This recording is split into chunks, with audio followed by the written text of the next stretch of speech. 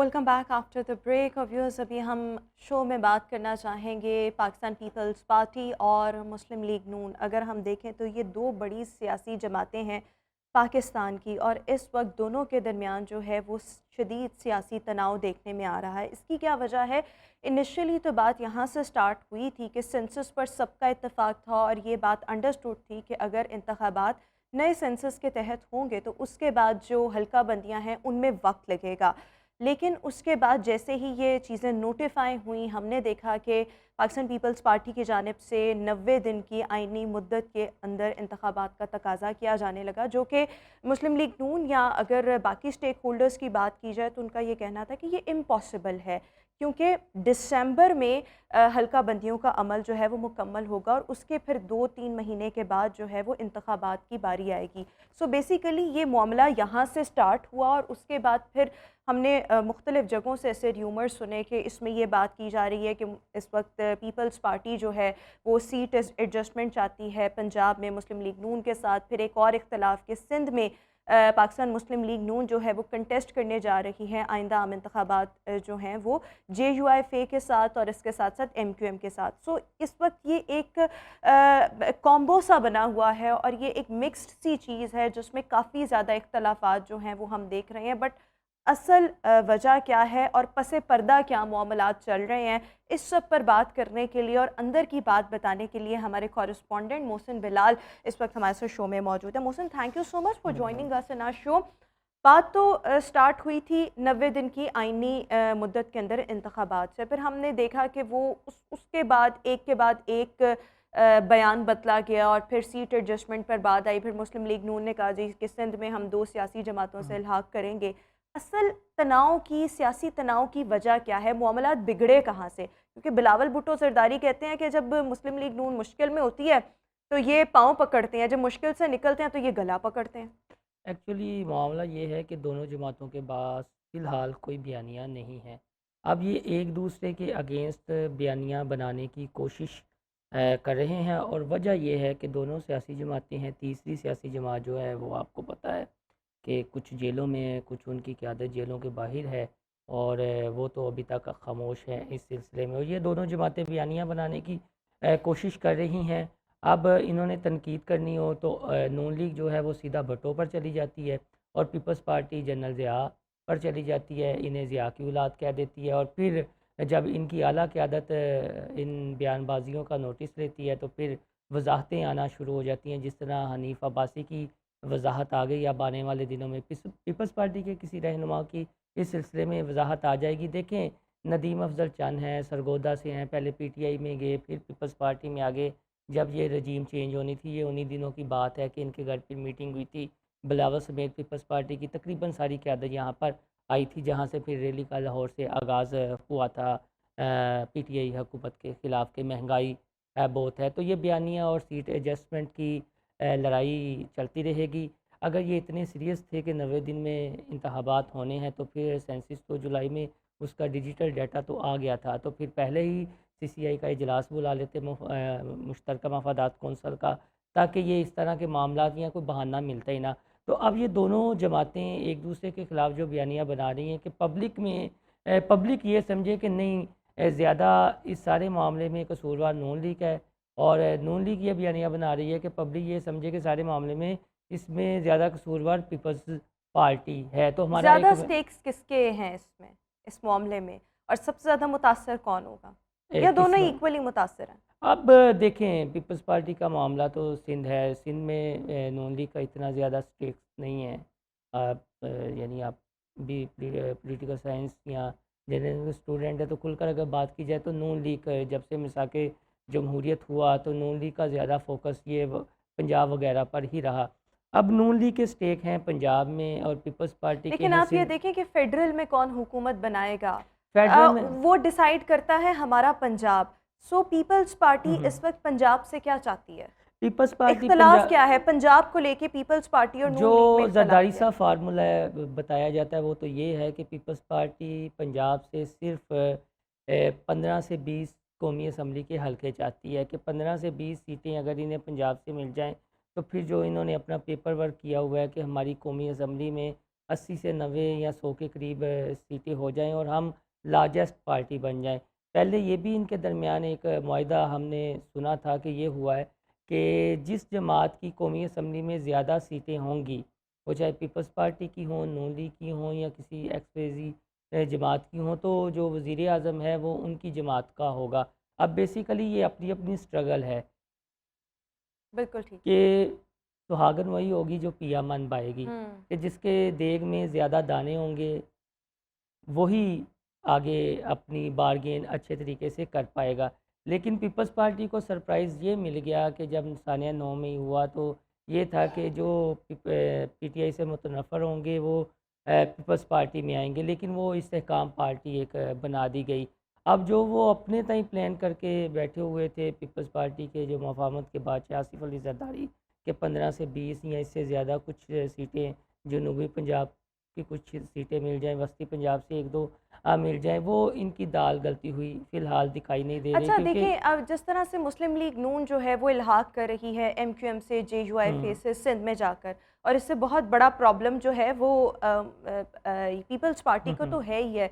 GDA का झुकाव किस तरफ है? हालांकि उनकी बहुत कम सीट्स होती हैं ना होने के बराबर, बट फिर भी वो इम्पोर्टेंस तो रखते हैं सिंध की सियासत हुँ, में। हुँ। सो उनका इल्हाक किसके साथ हो सकता है? उनका झुकाव पीपल्स पार्टी की तरफ है या मुस्लिम लीग नून की तरफ है? नहीं, मोस्ट अगर हालिया देखा जाए तो उनका झुकाव जो है वो डेफ़िनेटली नून लीग की जानिब ही होगा और वैसे भी आपको पता है कि वो भी हमेशा इशारों के मुहताज रहे हैं जो उनके भी रहनुमा हैं, लेकिन अभी ज़्यादा जो तस्वीर बनती हुई दिखाई दे रही है कि चूँकि वो भी एंटी वोट लेते हैं पीपल्स पार्टी के अगेंस्ट, तो उनका झुकाव ज़्यादा जो है वो होगा नून लीग की जानिब अच्छा, ही। इस सब में एक और ये चीज़ है कि इस वक्त अगर हम देखें तो जो सबसे बड़ी सियासी जमात इस वक्त पंजाब में है वो है मुस्लिम लीग नून। हुँ, एक वक्त था जब पीटीआई का बहुत ज़्यादा दौरा था, लेकिन अभी जिस तरह से चेयरमैन पीटीआई सलाखों के पीछे हैं, सो आपको क्या लगता है, क्या लेवल प्लेइंग फील्ड जो है वो तमाम स्टेक होल्डर्स के लिए है? जो तीन बड़ी सियासी जमातें हैं, मुस्लिम लीग नून, पीपल्स पार्टी, पीटीआई, हुँ, तो हुँ। लेवल प्लेइंग फील्ड इन तीनों के लिए पंजाब में है, या सिर्फ इस वक्त जो हालात मवाफ़िक नज़र आ रहे हैं वो मुस्लिम लीग नून के आ रहे हैं, ज़्यादा मुस्लिम लीग नून के नज़र आ रहे हैं?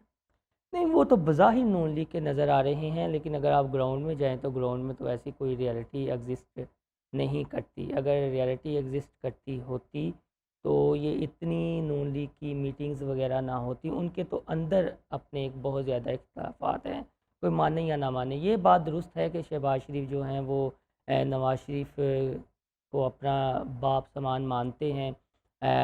उनके आगे उनके फ़ैसलों को तस्लीम भी करते हैं। लेकिन इनर मैं ख़बर भी 1-2 दिन पहले दी थी कि इनर जो नून लीग में है, वो ये है कि यार नवाज़ शरीफ का वोट बैंक है, यानी हुँ। नवाज़ शरीफ की फ़ोटो दिखाकर वोट मिलेंगे। लेकिन अगर इस्टेब्लिशमेंट ने अभी तक तो नीम रज़ामंदी भी शो नहीं की और जो कुर्बानी शहबाज शरीफ साहब ने दे दी और ख़ुद कहते हैं मैं आँखों की इस्टेब्लिशमेंट की आँखों का तारा हूँ, मुझ पर ये इल्ज़ाम लगता है तो हाँ, मैं तारा हूँ। तो अभी तक तो शहबाज शरीफ बज़ाहिर सामने नज़र आ रहे हैं।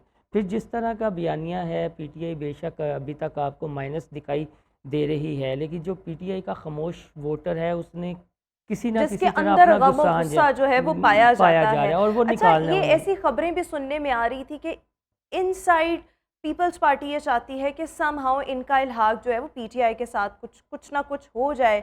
इसमें कोई हकीकत है, सदाकत है इस चीज़ में? देखिए, Bilawal is very much concern about youth, यानी वो अब ख़ुद को एक यूथ का नुमाइंदा साबित करने की कोशिशों में हैं कि किसी तरीके यूथ ये समझे कि नहीं, एक नौजवान क़यादत मौजूद है। और आपने आखिरी किताब में उन्होंने इसका इजहार भी किया था कि नवाज़ शरीफ और आसिफ अली जरदारी को चाहिए कि हमारे लिए कुछ ऐसे फ़ैसले कर जाएं। उसके पीछे मकसद ये था कि अब हला मौजूद है, यानी चेयरमैन पीटीआई जेल में है, पीटीआई की जो मरकज़ी क़यादत है वो भी जेलों में है और बयानी है ना, ये बयानिए की लड़ाई है। और अगर बिलावल इस तरह का कोई बोल्ड स्टेप ले लेते हैं, जिस तरह लतीफ़ खोसा ने ये कहा कि अगर पीपल्स पार्टी चाहे तो ये मैं सहूलत कारी करने या राब्ता करवाने की पोजीशन में हो सकता हूँ। तो अब ये चीज़ है कि पीपल्स पार्टी पीटीआई को जो जिस तरह के हालात का सामना है, उनकी यूथ को जिस तरह का तो सामने। कुछ ना कुछ सिचुएशन आपके मुताबिक निकल सकती अगर तो है। सिंध में नून लीग ने ये सरप्राइज़ दिया, तो फिर फिर पंजाब में पीपल्स पार्टी ये सरप्राइज़ दे सकती है।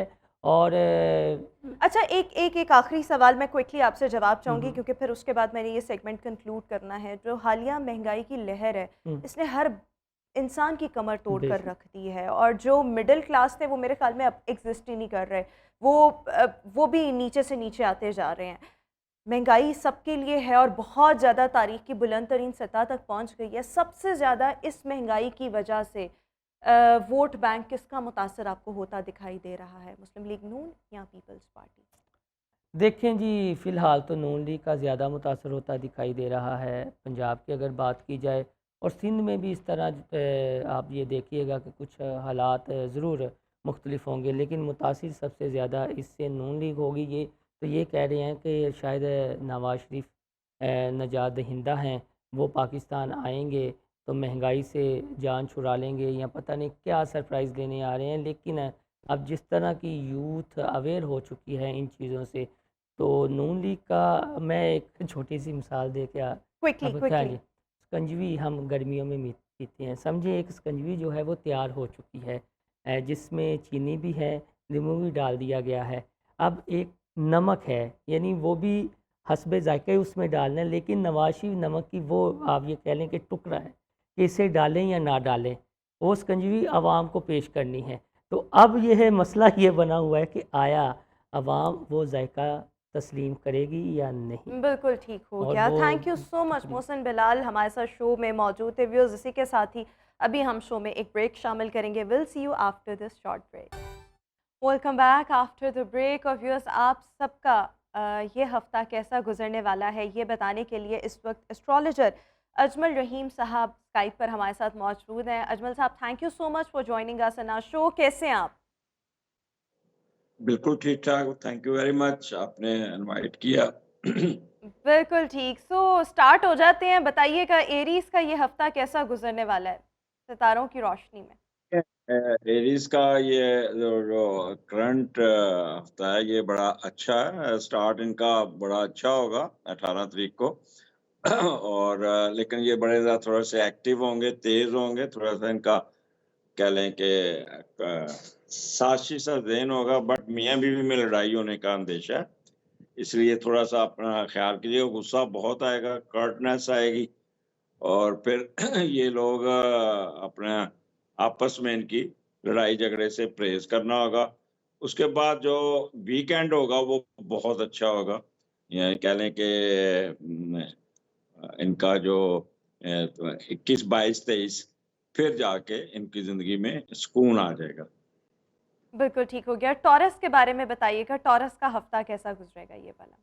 टॉरस काम में बहुत मसरूफ होंगे, इनके छठे घर में स्टार्ट हो रहा है और ये बहुत तेजी तेजी से काम करेंगे, और बाज दफ़ा कुक डेटा भी अपने बॉस के साथ भी थोड़ी सी दो नंबरी करके अपना काम निकालने में कामयाब होंगे।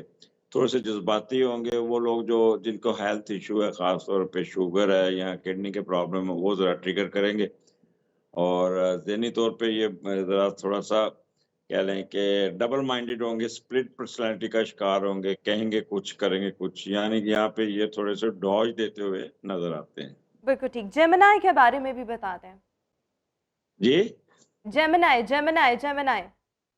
जेमिनी के जो लोग हैं, ये इनका हफ्ते का स्टार्ट बड़ा अच्छा होगा, बच्चों के साथ इनके इंटरेक्शन होगा। वो लोग जो एमफिल, पीएचडी कर रहे हैं, ये बहुत तीखे होके चले,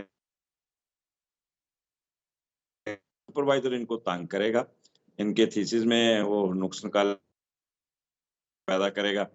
बच्चों के स्कूल जाएँगे तो जो पेरेंट्स है ना, वो बच्चों की बिल्कुल शिकायत ठीक हो करेगी, गया। जिससे ये थोड़े से कुछ बच्चों पे टेक्निकल खफ़ा हों। वजूहात की बिना पर हम आपकी आवाज़ ठीक से सुन नहीं पा रहे। अभी हम शो में एक ब्रेक शामिल करेंगे। अजमल साहब हमारे साथ ही मौजूद रहेंगे। ब्रेक के बाद वापस आएंगे। जो बकिया ज़ोडिक साइंस और उनका हफ्ता कैसा गुजरेगा, इस बारे में मज़ीद जानेंगे। Stay with us. Welcome back after the break. Viewers, हम बात कर रहे थे कि मुख्तलिफ स्टार्स का ये हफ्ता कैसा गुजरेगा, और अभी हम जानना चाहेंगे कैंसर। तो कैंसर का अजमल साहब ये हफ्ता कैसा रहने वाला है, क्विकली बताइएगा, because we are short of time. Cancer का ये चौथे घाट से स्टार्ट हो रहा है और ये काफ़ी इनके पेरेंट्स के साथ इनका थोड़ा-सा पड़ा रहेगा। वालदा के साथ इनके कोई प्रॉब्लम आ सकता है जिसकी वजह से ये काफ़ी टेंशन में रहेंगे और एंग्ज़ायटी में रहेंगे। घर की कोई रेनोवेशन या कोई नई गाड़ी खरीदने चाहेंगे पर खरीद नहीं पाएँगे और फिर गुस्से में आके ना काफ़ी ये कर्टनेस का मुज़ाहरा करेंगे और संजीदा होके वो बहुत ज़्यादा सेंसिटिव हो जाएँगे बिल्कुल और ठीक। गुस्सा लियो इनको के बारे में भी बता दें, लियो के बारे में। लियो बहुत अच्छा जा रहा है। लियो कोई नई चीज़ सीखने की कोशिश करेंगे, कोई रिसर्च करेंगे, किसी न छोटे-छोटे सफ़र इनको आएँगे। गला ख़राब होने के चांसेस ज़्यादा है, लिहाज़ा अपना गले का ख़्याल कीजिएगा और अपना टेम्परामेंट जो है ना उसको एग्रेशन में नहीं लेके जाना, नॉर्मल रखिएगा। आपको एजुकेशन में कोई फ़ायदा पहुँचेगा। बिल्कुल ठीक हो गया। विर्गो के बारे में भी बता दें। विर्गो को इस हफ्ते पैसे बहुत आएँगे और ये 2 नंबर तरीके से भी पैसे कमाने में कामयाब हो जाएँगे। इनके रुके हुए पैसे निकल आएँगे। वुकला हज़रात बहुत तेज़ होंगे, बड़ा अच्छा बोलेंगे। इनका राइट ईयर का प्रॉब्लम और दाँतों का प्रॉब्लम आ सकता है। बिल्कुल ठीक। और लिब्रा के बारे में भी बता दें। लिब्रा बहुत एक्टिव होंगे, तेज़ होंगे, सोचों में गुम रहेंगे, नींद सही तरीके से नहीं आएगी, रात भी सोचते रहेंगे, प्लानिंग बड़ी करेंगे, प्लानिंग भी बड़ी सख्त किस्म की करेंगे, दूसरे का किसी का लिहाज़ नहीं करेंगे, ओवर एम्बिशियस, ओवर कॉन्शियस रहेंगे और एकदम रिएक्ट करेंगे और अपना कहते हैं ना गुस्से में आके अपना मामलात को खराब करने की कोशिश करेंगे। ओवरऑल ये ठीक बिल्कुल ठीक। रहेंगे। स्कॉर्पियो के बारे में भी बता दें। स्कॉर्पियो ये फ़िज़ूल खर्ची बहुत करेंगे, अननेसेसरी पैसे ज़ाया करेंगे, अपने आप को ये प्रॉब्लम में लाएँगे, अपना बजट ख़राब करेंगे और इनको मोटर ख़ास तौर पे जो ट्रैवलर हैं, मोटरसाइकिलिस्ट हैं, ये हेलमेट ज़रूर पहनें। इनके पाँव को या सर को चोट लग सकती है, लिहाज़ा ये गुस्से में आके किसी न किसी के साथ फड्डा लेके थाना कचहरी काटने तक जा बिल्कुल ठीक सकते हो हैं। गया। तो इनको सैजिटेरियस के बारे में भी बता दें, क्विकली बताइएगा। सैजिटेरियस के लिए ये हफ्ता बहुत अच्छा है, कोई ना कोई होश पूरी होगी, कोई विश पूरी होगी और ये कोई फॉरेन ट्रैवलिंग भी अगर करते हैं तो वो भी करते हैं और बड़े सेंसिटिव होके बहन-भाइयों को साथ लेके चलेंगे। बिल्कुल ठीक। Capricorn, Capricorn. कैप्रिकॉर्न को इस हफ्ते कोई ना कोई प्रमोशन मिल जाएगी, बूस्ट मिल जाएगी, अच्छी पोस्टिंग मिल जाएगी, कारोबार में बहुत उठान आ जाएगा और इनके स्टेटस में, इनके रुतबा-मर्तबा में इज़ाफ़ा होगा और इनकी सर्विस बिल्कुल ठीक। को किया जाएगा। बिल्कुल ठीक हो गया। Thank you so much Ajmal Rahim साहब, हमारे साथ शो का हिस्सा थे। व्यूअर्स, अभी हम शो में एक ब्रेक शामिल करेंगे। Welcome back after the break. और व्यूअर्स, आजकल जितनी महंगाई है ना, तो सबको कुछ ना कुछ करना चाहिए। लेकिन जब हम बिज़नेस करने की बात करते हैं, बिज़नेस करने का दिल सबका शायद करता हो, लेकिन इसके लिए जो कंसिस्टेंसी रिक्वायर्ड होती है ना, वो शायद कम लोगों में हो। जितना आपको पेशेंट रहना पड़ता है, जितना आपको सब्र का मुज़ाहिरा करना पड़ता है। फिर एक और ये चीज़ आती है कि बहुत से लोग अक्सर आपको ये शिकवा करते दिखाई देते होंगे कि हमारे पास इन्वेस्टमेंट्स नहीं है। इन्वेस्टमेंट्स नहीं है तो हम बग़ैर इन्वेस्टमेंट के कोई बिज़नेस कैसे स्टार्ट कर सकते हैं। तो आज हमने ये बात करनी है कि मतलब आप एक स्मॉल स्केल बुटीक या एक क्लोथिंग का ब्रांड कम इन्वेस्टमेंट के साथ कैसे स्टैंड कर सकते हैं, कैसे स्टार्ट कर सकते हैं उसको, आखिर में मतलब लाइक आप उसको खड़ा कैसे कर सकते हैं, कितना वक्त दरकार होता है, अपनी टारगेट ऑडियंस का आप कैसे इंतखाब करें। इस सब पर बात करने के लिए फ़ैशन डिज़ाइनर लुबना नूर इस वक्त हमारे साथ शो में मौजूद है। Lubna, thank you so much for joining us in our show. So सबसे पहले आपका अपना भी ब्रांड जो आपने एक बड़े स्मॉल स्केल से स्टार्ट किया और उसके बाद आपने उसको एक्सपैंड किया। सो मैं चाहूँगी जितनी भी स्पेशली अभी हमें ख़वातीन देख रही हैं, क्या बहुत कम बजट से अपना ब्रांड खड़ा करना पॉसिबल है? अच्छा, मैं सबसे पहले तो ये लोगों के माइंड से निकालना चाहूँगी कि ऐसा नहीं है कि अगर आपने बिज़नेस करना है तो आपको एक बहुत हैवी इन्वेस्टमेंट की ज़रूरत है। आज के ज़माने में बिज़नेस आइडिया ही वो है जो कि स्मॉल अमाउंट से आप स्टार्ट कर सकें या विदाउट एनी इन्वेस्टमेंट स्टार्ट कर सकें। मैंने भी जब बिज़नेस स्टार्ट किया था तो मेरे पास कोई, और मुझे भी उससे पहले यही लगता था कि शायद बिज़नेस के लिए कोई बहुत ज़्यादा इन्वेस्टमेंट की ज़रूरत होती है और उसके बगैर आप बिज़नेस नहीं कर सकते। लेकिन जब मैंने बिज़नेस स्टार्ट किया तो आप यकीन करें, इट वाज़ 750 रुपीज़ जिनसे मैंने एक प्रोडक्ट परचेज़ की और उसको मैंने सेल पे लगाया और वो सेल हो गई। और उसके बाद इसी तरह 2 से 3 प्रोडक्ट्स, और उसके बाद जो प्रॉफ़िट आता रहा उसको मैंने वेस्ट नहीं किया, उसी में बिज़नेस में ऐड अप किया और आज अल्लाह का शुक्र है आप सबके सामने हैं। लेकिन मैं वही बात कहना चाहूँगी कि इस चीज़ को माइंड से निकाल दें कि बहुत ज़्यादा इन्वेस्टमेंट चाहिए होती है। बिज़नेस आपका आइडिया होना चाहिए और आपकी मेहनत होनी चाहिए। आपने ये अपना काम कब स्टार्ट किया? Back in 2000? मेरा ये आइडिया ऑलमोस्ट 2015 एंड 16 का था, और हम जब तब लोगों से डिस्कस भी इस आइडिया को करते थे तो लोग मजाक उड़ाते थे कि भाई ये कैसे हो सकता है। हाँ, लोग स्पेशली ख़वातीन को तो आदत होती है So ना you run an fabric online touch business, करके। जी right? एग्जैक्टली। तो तब आप देखें 2015-16 में शायद ऑनलाइन बिजनेस का इतना इतना रुझान भी नहीं ट्रेंड था। इन नहीं चीज़ों था को बूस्ट मिला है after the Covid. After the Covid. बिल्कुल। तो लोग बल्कि हंसते थे बिकॉज़ ख़वातीन को आदत होती है कपड़ा टच करके लेने की और इन सब चीज़ों की ना, तो लोगों को लगता था कि ये चीज़ ऑनलाइन पाकिस्तान में एटलीस्ट नहीं चलेगी। लेकिन विद टाइम मैंने बिल्कुल कंसिस्टेंसी की। लोग हमें देखते हैं हम आज जहाँ खड़े हैं, लोग हमारी वो 5 to 6 7 8 ईयर्स की स्ट्रगल नहीं देखते। लोग आते हैं, लोग कहते हैं कि हम आज ही वो बन जाएं जो हम आज यहाँ पे हैं। इसके पीछे ऑब्वियसली कंसिस्टेंसी है और स्ट्रगल है। Consistency is the key to achieve anything और to reach to your goal जो भी आपने सेट किया है। मुस्तकिल मिजाजी बहुत ज़्यादा ज़रूरी है, लेकिन होता क्या है कि जब आपको कोई सेटबैक मिलता है या आपको अपना रिस्पॉन्स उस तरह से नहीं मिल रहा होता तो इट्स वेरी डिफ़िकल्ट कि आप फिर उस चीज़ को कंटिन्यू करें। फिर इंसान यही समझता है कि यार मेरी तो इतनी हार्ड मनी है तो मैं ये भी लगाती जाऊँ and I am not getting anything out of it right now. So उसमें फिर पेशेंट रहना बहुत ज़्यादा मुश्किल देखिए, होता है। मेहनत अगर किसी ने भी किसी भी चीज़ में की है ना, वो रायगा नहीं जाती। अल्लाह ताला आपको कहीं ना कहीं उसका रिवॉर्ड ज़रूर देता है। हमारी ना, अब मेरे पास भी काफ़ी लोग काम के लिए आते हैं। हमारी यंग जनरेशन का प्रॉब्लम ये है, हम ग्रेजुएशन या मास्टर्स की डिग्री लेके हाथ में आते हैं और हमें लगता है कि 6 डिजिट सैलरी और एक रिवॉल्विंग चेयर हमारा वेट कर रही है। हम हार्ड वर्क नहीं करना चाहते। हमारे वो एक माइंड में बैठ गया हुआ है कि अब हमने पढ़ लिख लिया है तो अब हमें हाथ से कुछ नहीं करना, हमने बस एक चेयर पे बैठ के ऑर्डर चलाना है। अच्छा, एक और ये चीज़ मैं आपको बताऊँ, ये टेक्नोलॉजी ने भी जितनी आसानियाँ पैदा की हैं ना, सो टेक्नोलॉजी ने भी लोगों के दिमाग में, और ये जो कंटेंट क्रिएटर्स हैं, यूट्यूबर्स हैं, ये इजी मनी है। आई देखिए बिलीव आप it's an easy money, no doubt.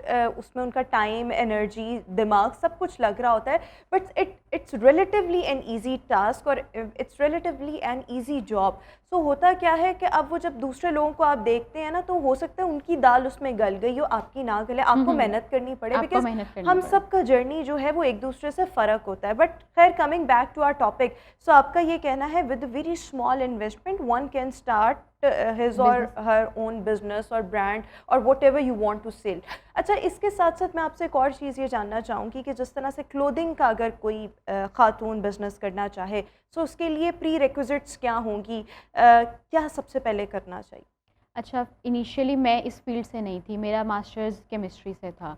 मैं इस चीज़ में आ गई बाय चांस, लेकिन मैंने इसको जो है उसके बाद वक्त के साथ सीखा। मैंने मार्केटिंग को पढ़ा, मैंने उसके बाद उसकी डिग्री ली। मैं side by side fashion courses, ये सब कुछ मैंने स्टडी किया है। तो अगर आप किसी इस तरह की चीज़ को कर रहे हैं तो इसको आप इजी नहीं लें। आप उसको कि मुझे मेरा काम चल गया तो अब मुझे किसी चीज़ की ज़रूरत नहीं है।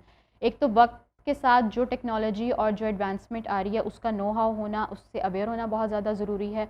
उसके अलावा जो आपकी फ़ील्ड है आपको उसका नॉलेज होना बहुत ज़्यादा ज़रूरी है। मतलब अगर अब मैं किसी से भी काम करवाने जाती हूँ, अगर लेबर से काम करवाना है, हैंडमेड करवाना है, स्टिचिंग करवानी है, अगर मुझे बेसिक नो हाउ उस चीज़ की नहीं होगी तो मैं नहीं काम करवा सकूँगी। तो उसके लिए लेकिन अगर हम जितनी भी ख़वातीन हमें इस वक्त देख रही हैं और उनमें से चंद एक जो होंगी, हो सकता है वो अपने कपड़े बेचना चाहती हूँ। आजकल तो ऑनलाइन इतनी आसानी है, आप इंस्टाग्राम, फेसबुक वगैरह पर एड्स, पेड एड्स चलाकर भी अपना जो आइटम है उसको सेल कर सकते हैं। So what should be the first step? आप प्रोडक्ट कहाँ से लें, उसके बाद उसको एडवर्टाइज़ कैसे करें, फिर डिलीवर करना, ये सारे स्टेप्स हैं, तो कैसे करना है? अच्छा, लकीली कि हम इस जनरेशन के हैं, हर चीज़ आपको जो है लर्निंग के लिए यूट्यूब पे मिल जाती है। आपने सोर्स करना है, आप उसको गूगल करें, आपको अलीबाबा, अली एक्सप्रेस, पाकिस्तान में अगर आपको सोर्स चाहिए हर चीज़ आपको मिल जाएगी। कोई भी बिज़नेस आपने किसी भी फील्ड में काम स्टार्ट करना है, उसके लिए रिसर्च बहुत ज़्यादा ज़रूरी है। ब्लाइंडली किसी भी जगह आपने जो है काम शुरू नहीं कर देना, और उसकी नो हाउ का होना बहुत ज़्यादा ज़रूरी है। आपने प्रोडक्ट सेलेक्ट कर ली, आपने उसको सेल करने के लिए पेज पे लगाएं, ग्रुप्स में लगाएं, जिस तरह से भी आपने सोशल मीडिया पे उसको ऐड कर दिया। उसके बाद आप उसको इनिशियली मार्केट कर सकते हैं। सेलिंग ग्रुप्स में वैसे भी कस्टमर्स आ जाते हैं, उसको आप Facebook ads, Instagram ads run कर सकते हैं। उसके अलावा आप ये जो है आजकल ब्लॉगर्स और कंटेंट क्रिएटर्स हैं, इनके साथ कांटेक्ट कर सकते हैं, उससे भी आपकी जो है पोस्ट को रीच मिलेगा। उसके बाद आपको ऑर्डर आ जाता है। ऑर्डर के बाद आपने उसको जो है, कोरियर कंपनीज़ हैं, बहुत सारी कोरियर कंपनीज़ हैं, उसमें से आप आपको जो सूटेबल लगे, जिसके आपको चार्जेस सूटेबल लगें, उसके साथ आप कॉन्ट्रैक्ट करें और वो आप प्रोडक्ट आराम से आप शिप करवा सकते हैं।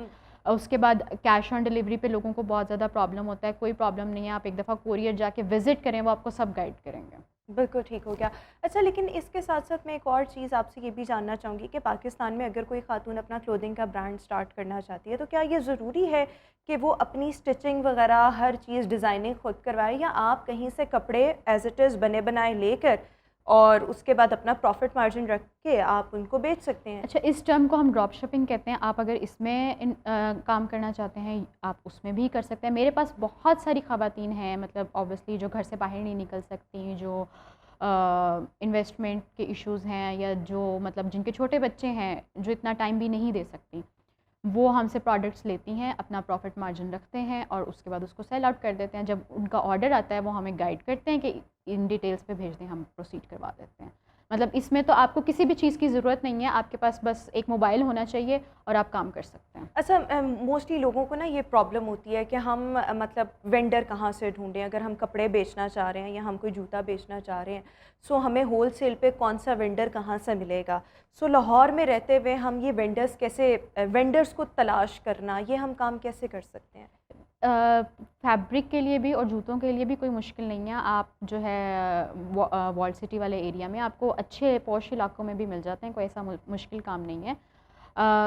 होलसेल मार्केट्स बनी हुई हैं, आप वहाँ पे विज़िट करें, फैब्रिक आपको वहाँ से मिलेगा, स्टिचिंग आप अपनी करवाएं, एम्ब्रॉयडरी के लिए भी आपको लोग मिल जाते हैं, कोई इतना मुश्किल काम नहीं है। आपको यूजुअली होलसेल मार्केट्स में से ये सब चीज़ें अवेलेबल हो जाती बिल्कुल हैं। ठीक, और बने बनाए कपड़े भी वहाँ से मिल जाते हैं। हाँ, अगर आप उस पे काम करना चाह रहे हैं, उसमें एक तरीका तो ये है कि आप मार्केट से परचेज़ करके स्टॉक रखें और उसके बाद आप सेल आउट करें। और एक तरीका ये है कि आप जो ऑनलाइन ही ऑलरेडी आप बहुत सारे पेजेस के ऊपर लगा हुआ देखेंगे, होलसेल एंड मैन्युफैक्चरिंग, उनसे कांटेक्ट करें और आप उनकी प्रोडक्ट्स भी सेल आउट कर सकते हैं। बिल्कुल ठीक हो गया। अच्छा, ये देखें, एक और ये चीज़ है कि मार्केट में आपके कंपैटिटर्स भी मौजूद होते हैं। कुछ लोग बहुत सालों से बैठे होते हैं, बहुत बड़े-बड़े ब्रांड्स होते हैं। आपने मार्केट में आप जब कम इन्वेस्टमेंट के साथ आ रहे होते हैं, तो फिर क्या चैलेंजेस आपको फेस करने पड़ते हैं? या आपने अपने कंपैटिटर्स के साथ ऑब्वियसली एक उस रन में आना है, उस मुकाबले में आना है, उनके साथ कम्पीट करना है, तो फिर उसके लिए हमें कैसा काम करने की ज़रूरत है? हमारी स्ट्रैटेजी उसके लिए कैसी होनी चाहिए? अच्छा, इसमें मैं ये कहूँगी कि आपको अपनी क्वालिटी भी कॉम्प्रोमाइज़ नहीं करना चाहिए। अगर आपकी क्वालिटी अच्छी है तो आपके लिए कंपटीशन को फेस करना ईज़ी हो जाएगा। और जो बड़े ब्रांड्स होते हैं उनके ओवरहेड ज़्यादा होते हैं, आप उनको प्राइसेस में कम्पीट कर सकते हैं। खैर, नो डाउट लोगों को लगता है कि ऑनलाइन बिजनेसेस भी जो हैं घर से लोग कर रहे हैं और इसमें जो है इन्वेस्टमेंट और इस तरह की चीज़ों की ज़रूरत नहीं है, जैसे कि कुछ नहीं लग रहा, बिल्स हैं, आपने एम्प्लॉयज़ को देना है, कोरियर एक्सपेंसेस हैं, पैकेजिंग एक्सपेंसेस हैं, ये सब कुछ तो है।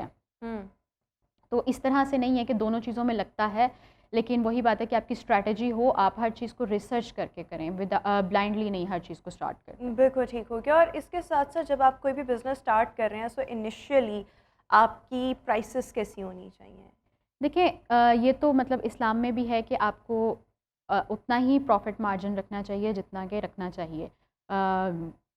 बिल्कुल ब्लाइंडली आप कहें जी कि मैं एक प्रोडक्ट बेचूँ और मैं रातों रात अमीर हो जाऊँ, ऐसा नहीं करना चाहिए। उस काम में बरकत भी नहीं रहती। आप बस मेहनत और लगन से और जिसे कहते हैं ना खुलूस नीयत से काम करें, तो और करते रहें। मतलब ये नहीं है कि आपने आज स्टार्ट किया और आप कहें कि जी 2 मंथ्स बाद आपको जो है आप बहुत हाई फाई ब्रांड बन जाएंगे, ऐसा नहीं होता। स्ट्रगल करनी पड़ती है।